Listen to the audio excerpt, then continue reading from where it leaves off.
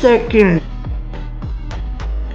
इस mystery box में किसी में पैसे और किसी में सरप्राइज है। देखते हैं किसका किस्मत ठीक है। भैया आज मैं रैंडम लोगों को मिस्ट्री बॉक्स खोलने का मौका दे रहा हूँ। अगर आप अभी मेरे इंस्टाग्राम को फॉलो करते तो आपको मिलेगा ये मिस्ट्री बॉक्स। ठीक है भैया, हम फॉलो करते हैं। यूजर नेम लिखो चैलेंज वर्ल्ड 07 ये रहा, ये यही है, ये नीचे बस ये पर। हाँ यही है, इसे फॉलो करो। तो भाई ने फॉलो कर दिया, ये रहा आपका मिस्ट्री बॉक्स। फॉलो। लेकिन एक सेकंड।